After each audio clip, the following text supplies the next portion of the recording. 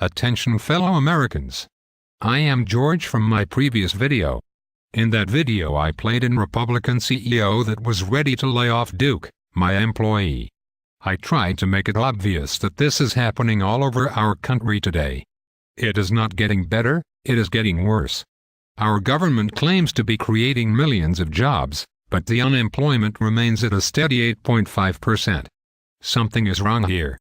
Tens of millions of people are out of work while another tens of millions are barely able to put food on their table to feed their family.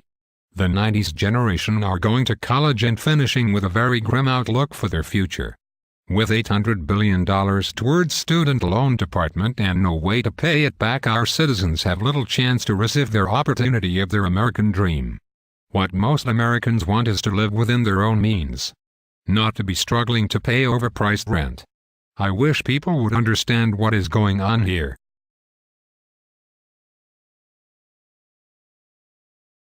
The reason why the housing bubble happened is because the prices for housing went through the roof with no liable reason at all.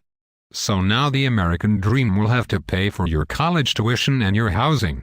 You won't have any money for your family until you retire. By then you cannot have children or enjoy what seems to be your life. How are we going to fix this? One way is to not go to college unless you have the money to pay for it beforehand. Receive better public education. Also accept the fact that you will be getting a low-wage job when you graduate from high school. Or, do what I did, and join the military. That way you can save the money and go to college when you are 30. By then your learning part of your brain will be completely useless and you will have to rely on your muscle memory. Also stop being fat. Eat vegetables, fruit and whole grains. Run or even do a brisk walk for 26 minutes a day. Find a way to burn 3,500 calories a week and you will lose weight.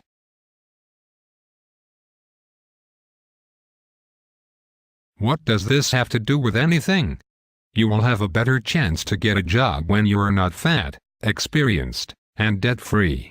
CEOs want someone who is valuable. And the company will be able to hire you at an acceptable wage. Our country cannot afford to wait until the year 2025 for things to get better. We will not last that long. Vote for someone who will support economic growth. Who will that be in the year 2012 election? No one. Obama or Romney do not support growth of any kind.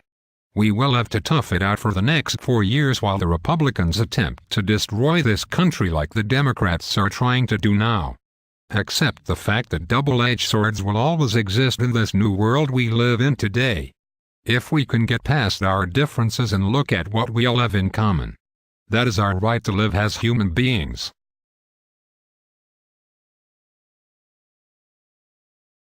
I won't stand here and give you this "America is the best country in the world" crap. Because it's not. Do I hate this country? Absolutely not. I love this country. I think most people love this country.